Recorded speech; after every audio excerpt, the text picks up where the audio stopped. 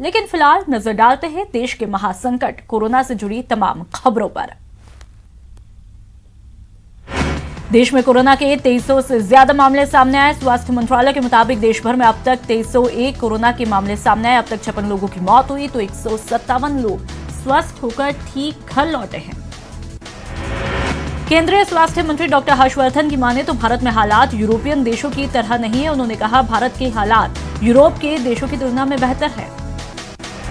देश में कोरोना के बढ़ते मामले को लेकर राष्ट्रपति रामनाथ कोविंद गंभीर है। राष्ट्रपति ने देश के सभी राज्यों के राज्यपालों के साथ में वीडियो कॉन्फ्रेंसिंग की और हालातों पर चर्चा की। कोरोना संकट को लेकर आज सेंट्रल ग्रुप ऑफ मिनिस्टर्स की बैठक हुई। रक्षा मंत्री राजनाथ सिंह के घर पर हुई इस बैठक में कोरोना को रोकने के लिए बनाए गए मेगा प्लान की समीक्षा हुई। साथ ही लॉकडाउन के बाद मजदूरों के पलायन की स्थिति पर भी चर्चा हुई। बैठक में केंद्रीय मंत्री अमित शाह, प्रकाश जावड़ेकर, स्मृति ईरानी, हरदीप पुरी, रामविलास पासवान, सुरेश गंगवार समेत दूसरे शामिल हैं। राजनाथ सिंह के घर पर कोरोना को लेकर ग्रुप ऑफ मिनिस्टर्स की दूसरी बैठक है। पीएम नरेंद्र मोदी ने आज देश के खेल जगत की बड़ी हस्तियों से कोरोना वायरस के महासंकट पर संवाद किया। पीएम की मीटिंग वीडियो कॉन्फ्रेंसिंग से हो रही है। इस दौरान बीसीसीआई अध्यक्ष सौरव गांगुली, भारतीय क्रिकेट टीम के कप्तान विराट कोहली, पूर्व क्रिकेटर सचिन तेंदुलकर समेत 40 खिलाड़ी अलग अलग फील्ड से शामिल हुए। पीएम नरेंद्र मोदी ने खिलाड़ियों को कोरोना से निपटने के लिए 5 मंत्र दिए। उन्होंने संकल्प, संयम, सकारात्मकता, सम्मान और सहयोग का मंत्र दिया। साथ ही इस दौरान खिलाड़ियों ने सकारात्मकता, सोशल डिस्टेंसिंग का प्रचार करने की प्रतिबद्धता जताई। कोरोना वायरस के खिलाफ जंग में पीएम नरेंद्र मोदी ने देशवासियों से एक बार फिर अपील की। आज सुबह अपने संदेश में पीएम मोदी ने कहा कि वो इस रविवार यानी कि 5 अप्रैल को देशवासियों से 9 मिनट चाहते हैं। पीएम नरेंद्र मोदी ने अपने संदेश में कहा, रात को 9 बजे 9 मिनट तक लोग अपने घरों से बाहर आए और दिया, टॉर्च या फिर मोमबत्ती जलाए। प्रकाश की इस ताकत से हम कोरोना वायरस के अंधकार को एक साथ आकर मात देंगे।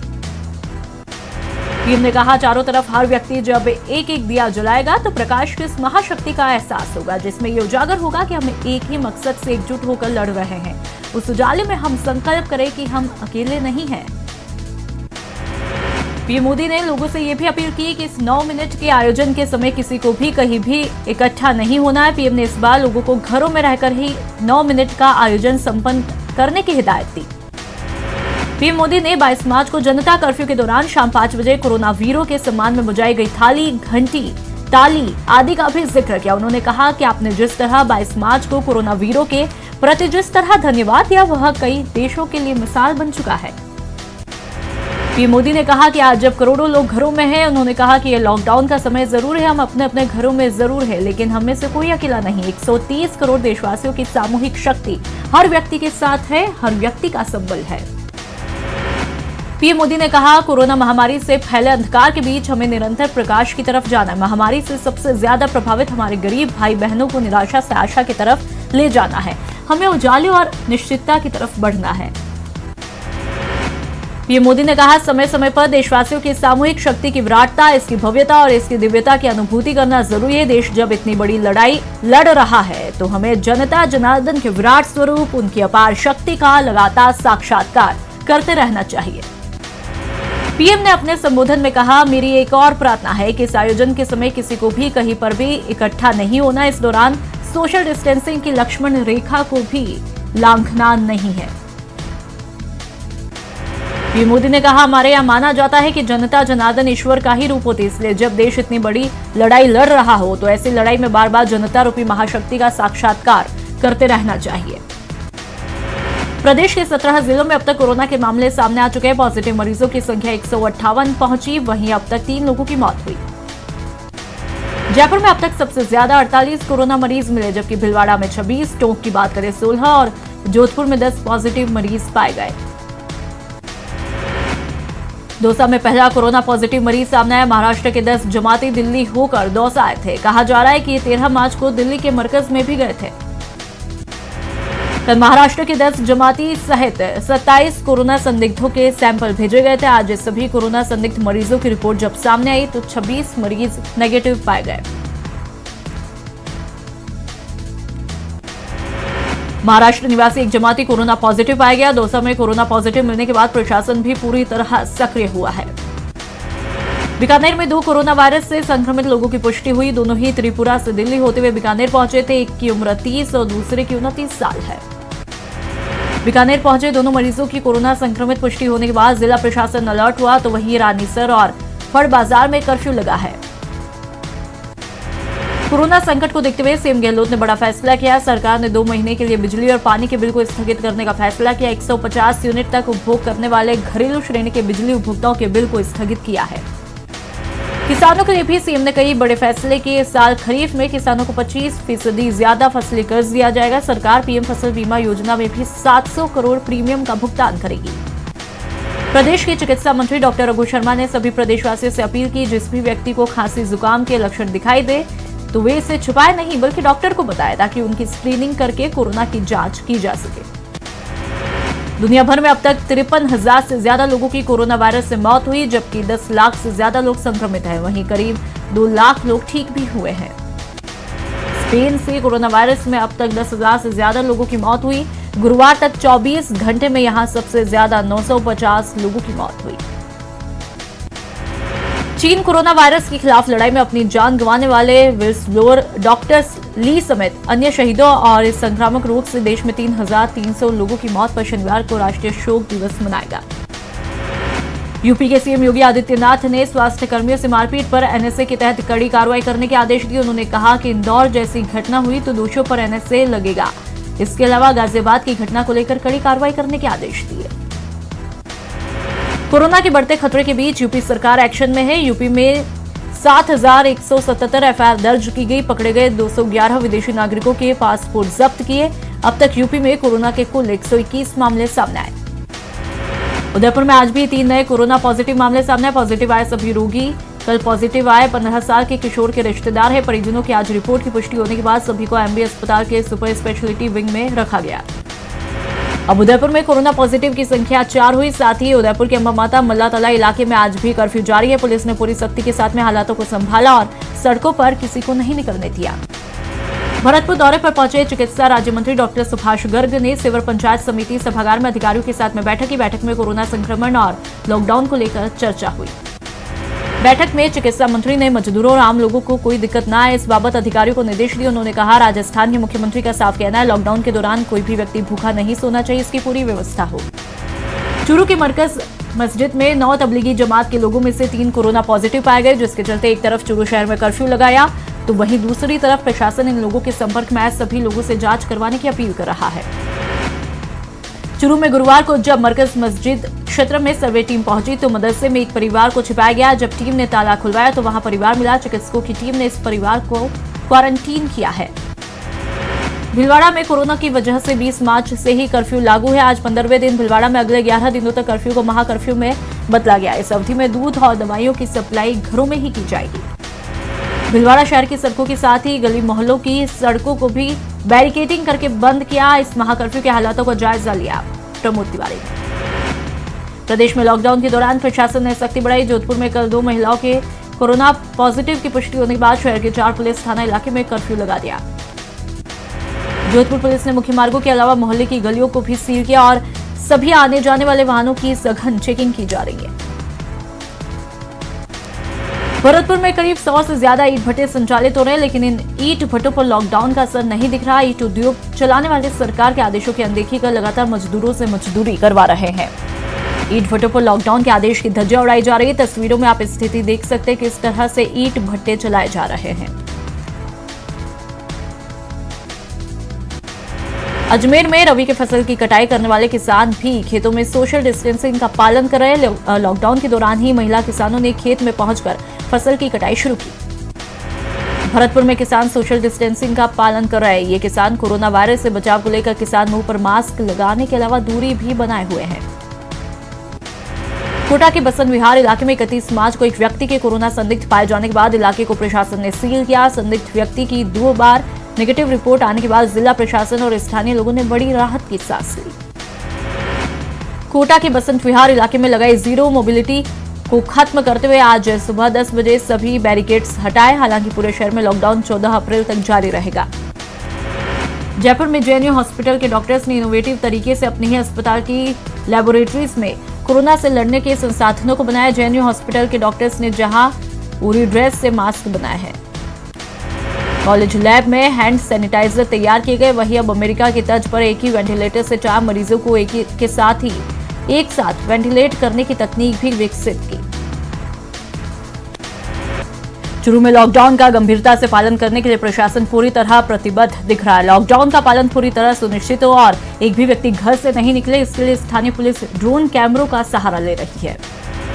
लॉकडाउन को तोड़ने वाले लोगों पर नजर रखने के लिए चूरू पुलिस ने 5 ड्रोन कैमरों की मदद ली ताकि लॉकडाउन का पूरी तरह से पालन हो। लॉकडाउन के दौरान दौसा जयपुर सीमा से रोजाना लोगों का आवागमन जारी। एक तरफ जयपुर का रामगंज कोरोना का हॉट स्पॉट बना, तो वहीं दौसा जयपुर सीमा से रोजाना भारी संख्या में लोग प्रवेश कर रहे हैं। आने वाले लोग ज्यादातर किसी ऑफिस के कर्मचारी हैं जो कि जयपुर से दौसा काम करने के लिए आते हैं। हालांकि सीमा पर स्थानीय प्रशासन आने जाने वाले लोगों की जांच कर रहा है। देश भर में लगाए गए 21 दिन के लॉकडाउन के चलते देश भर के यात्री ट्रेनें ठप हुई है। 14 अप्रैल को लॉकडाउन का समय समाप्त होगा। इधर रेलवे ने ऑनलाइन टिकटों की बुकिंग भी शुरू की। कोटा रेल मंडल के पास रेलवे बोर्ड से ट्रेनों के संचालन होने या नहीं होने के कोई आदेश नहीं आए। फिलहाल कोटा रेल मंडल को रेलवे बोर्ड के आदेश का इंतजार है। Kota super thermal power station के इंजीनियर और वहां तैनात तकनीकी कर्मचारियों की तरफ से लॉकडाउन के प्रभावित परिवारों को भोजन मुहैया कराया है। साथ ही आने वाले दिनों में वाम्बे योजना के निवासियों के लिए चाय की व्यवस्था करने की भी जिम्मेदारी इन थर्मल इंजीनियरों और तकनीकी कर्मचारियों ने उठाई। 12 के छिपा बड़ौत के सामुदायिक स्वास्थ्य केंद्रों में मरीजों और उनके परिजन सोशल डिस्टेंस को नहीं मान रहे, खुलेआम धज्जियां उड़ा रहे हैं। अस्पताल में डिस्टेंस के लिए सर्किल भी बनाए गए, पर फिर भी कोई नियमों को नहीं मान रहा। अस्पताल परिसर में बिना वजह के ही लोग घूम रहे हैं। अस्पताल परिसर में भीड़ को कंट्रोल करने के लिए पुलिस जवान तैनात नहीं है। चिकित्सा कर्मियों की मरीज सुनने को तैयार नहीं है। ऐसे कैसे कोरोना वायरस के कहर को खत्म किया जा सकता है? कोरोना संकट की घड़ी में आमजन को राहत पहुंचाने के लिए सरकार लगातार कोशिश कर रही है, लेकिन कुछ सरकारी कार्मिकों की वजह से सरकार की ये राहत आम जन तक नहीं पहुंच पा रही। आमजन को राहत पहुंचाने के लिए प्रशासन ने जो कंट्रोल रूम स्थापित किए, उनके हालात कुछ ठीक नहीं दिखाई दे रहे। ऐसा ही देखने को मिला। कोटा में कोरोना मरीजों के इलाज के लिए बनाया एमबीएस का आइसोलेशन वार्ड अब 150 करोड़ की शानदार सुपर स्पेशलिटी विंग में शिफ्ट होगा। कोटा मेडिकल कॉलेज प्रशासन इसकी तैयारियों में जुटा। वर्तमान में यह अस्पताल शहर के बीचों बीच है, जिससे बस्तियों और कॉलोनियों में संक्रमण का खतरा था, इसलिए यह कदम उठाया गया। डूंगरपुर में कोरोना वायरस की महामारी से निपटने के लिए सबसे ज्यादा डॉक्टर जूझ रहे हैं। वहीं आम लोगों के स्वास्थ्य को देखते हुए डूंगरपुर स्वास्थ्य विभाग ने एक पहल की। डूंगरपुर में लोग घर बैठे ही हेल्पलाइन नंबर के जरिए चिकित्सा परामर्श दे सकेंगे, ताकि अस्पताल में लोगों की भीड़ न हो और लोग कोरोना वायरस के संक्रमण से बच पाए। कोरोना से जंग जारी है। इस कड़ी में राजधानी जयपुर को सैनिटाइज करने की कवायद भी जारी। शहर के अलग अलग हिस्सों में नगर निगम की तरफ से सैनिटाइज किया जा रहा है। कोरोना से बचाव को लेकर सैनिटाइजर की किल्लत हुई। ऐसे में डूंगरपुर में RSBCL के गंगानगर शुगर मिल ने व्यापक पैमाने पर सैनिटाइजर का उत्पादन करके उसका वितरण शुरू किया। अब तक 180 ml की 40,000 से अधिक सैनिटाइजर की बोतल का आवंटन हुआ। सुपरवाइजर पवन पंचाल ने बताया कि इन प्राप्त हुए सैनिटाइजर को सरकारी महकमों को निःशुल्क वितरित किया गया। लॉकडाउन के दौरान आवश्यक सेवाओं के तहत बैंक खुले हुए हैं। वहीं बैंकों में ग्राहकों की भीड़ को देखते हुए बैंक प्रबंधन ने सोशल डिस्टेंसिंग का बेहतरीन तरीका खोज निकाला है। स्थानीय बैंक ऑफ बड़ौदा के मुख्य प्रबंधन ने बताया, खाता धारकों को उनके खाता संख्या के आखिरी नंबर के हिसाब से बुला रहे, ताकि भीड़ भी न हो और डिस्टेंस के नियम का पालन भी हो। लॉकडाउन में कोरोना योद्धा लगातार जुटे हुए सहयोग कर रहे, जरूरतमंदों के लिए खाने पीने के इंतजाम भी कर रहे हैं। बीकानेर में भी समाज सेवी और भामाशाहों का सहयोग लगातार जारी है। जरूरतमंद और गरीबों को भोजन की कमी ना हो, इसके लिए लोग पूरी तरह से मुस्तैद है। रोजाना 3000 से ज्यादा लोगों के लिए भोजन के पैकेट तैयार करके गरीबों के बीच बांटने में एक संस्था जुटी है। कोटा में रोजगार उत्थान ठेला फुटकर समिति शहर की गलियों को सैनिटाइज करने में जुटी है। समिति के सदस्य अपनी पीठ पर स्प्रे मशीन लाद कर लगातार सैनिटाइजेशन का काम कर रहे हैं। लगातार काम करते रहने की वजह से समिति के सदस्यों की पीठ पर छाले पड़ गए, फिर भी समिति के सदस्य तन मन और धन से लोक कल्याण के कार्य में जुटे हैं।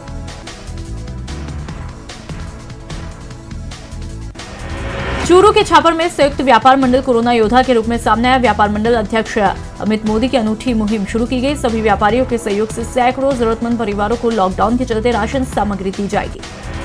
इस मौके पर चूरू कांग्रेस जिला अध्यक्ष भवलाल पुजारी और थानाधिकारी राजीव रॉयल ने जायजा लिया और राशन किट का वितरण करके वाहनों को रवाना किया। बारां के शाहाबाद के रहने वाले स्टूडेंट को शर्मा ने कोरोना संकट के इस दौर में लोगों के लिए एक प्रेरणा भरा काम किया। उन्होंने अपने साथ पढ़ने वाले साथियों से संपर्क करके डिजिटल ट्रांसफर के जरिए 5,710 रुपए जुटाए। कुछ शर्मा इस राशि को मुख्यमंत्री सहायता कोष में उन्होंने दिया। इसके साथ ही एक छात्र ने समाज को संदेश दिया कि हम सबको कोरोना के इस जंग में प्रशासन की मदद करनी चाहिए। कोरोना संक्रमण को देखते हुए कई समाज सेवी गरीबों की मदद के लिए आगे आ रहे हैं। ऐसी ही समाज सेविका शबनम खान ने लोगों तक खाना पहुंचाया। समाज सेविका शबनम खान ने 100 मजदूरों के घरों में खाने के पैकेट भिजवाए। शबनम ने कहा कि जब तक ये लॉकडाउन जारी रहेगा तब तक गरीब लोगों को लगातार इस तरह की सहायता करती रहेंगी। कोटा रेल मंडल वाणिज्य विभाग के अधिकारी और कर्मचारी कोरोना वॉरियर्स बने हैं। दरअसल पिछले साल 2019 में रेल सप्ताह के दौरान मिली 1,44,000 की पुरस्कार राशि को जरूरतमंदों को भोजन वितरित करने में इस्तेमाल किया जा रहा है। कोटा में कोरोना पर नियंत्रण के लिए लगे लॉकडाउन से प्रभावित मजदूर परिवारों की हर कोई मदद करा। ऐसे में जिला सर्वोदय मंडल की तरफ से रोजाना करीब 400 लोगों का खाना बनाया जा रहा है। कोटा शहर के वार्ड 6 के युवा पिछले 8 दिनों से जरूरतमंदों को भोजन के पैकेट बांट रहे। युवाओं ने स्वामी विवेकानंद और टैगोर कॉलोनी क्षेत्र में जरूरतमंद परिवारों को करीब 500 भोजन के पैकेट वितरित किए। लॉकडाउन के दौरान कोटा में धाकड़खेड़ी गणेश युवक मंडल जरूरतमंदों के लिए मसीहा बना। रोजाना सुबह 6 बजे से लेकर रात को 10 बजे तक गरीब परिवारों को भोजन मुहैया करवा रहा है। युवक मंडल के पदाधिकारी महावीर सुमन के मुताबिक नवयुग मंडल सदस्य खुद अपने हाथों से जरूरतमंदों के लिए खाना तैयार करते हैं और हर दिन 500 पैकेट भोजन गरीब मजदूर लोगों को मुहैया कराते हैं। जयपुर में मिशन हेल्प द्वारा लॉकडाउन के दौरान रोजाना सैकड़ों लोगों की मदद की जा रही है। यह संगठन लोगों को उनकी जरूरत का सामान जैसे आटा, दाल, चावल, चीनी सब मुहैया करवा रहा है। मिशन हेल्प के तहत पशु पक्षियों का भी ध्यान रखा जा रहा है। संगठन के प्रतिनिधि कैप्टन प्रकाश मीना ने बताया, लोग फोन के जरिए भी हमसे मदद मांग सकते हैं। बारां में कोरोना को लेकर चल रहे लॉकडाउन में परेशान मजदूरों के लिए श्री पार्श्वनाथ चैरिटेबल ट्रस्ट की तरफ से राशन सामग्री किट बांटे जाएंगे। श्री पार्श्वनाथ चैरिटेबल ट्रस्ट के अध्यक्ष उर्मिला जैन भाया ने जिला कलेक्टर के माध्यम से 3,000 बैगों के किट को गांव के लिए रवाना किया। इस दौरान विधायक पानाचंद मेघवाल सहित कई लोग मौजूद थे। बता दें कि ट्रस्ट ने हाल ही में जिला अस्पताल में 10 वेंटिलेटर लगाने की घोषणा की थी। चूरू के छापर में संयुक्त व्यापार मंडल कोरोना योद्धा के रूप में सामने आया। व्यापार मंडल अध्यक्ष अमित मोदी की अनूठी मुहिम शुरू की गई। इस मौके पर चूरू कांग्रेस जिला अध्यक्ष भवलाल पुजारी और थानाधिकारी राजीव रॉयल ने जायजा लिया और राशन किट वितरण वाहन को रवाना किया।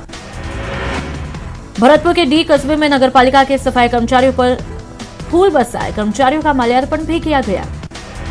नगरपालिका सफाई कर्मचारी लोगों को कोरोना से बचाने के लिए सैनिटाइजर का छिड़काव कर रहे। इसी दौरान लोग इन पर फूल बरसाकर स्वागत किया। इतना ही नहीं, बच्चों ने भी कर्मचारियों के लिए ताली बजाई।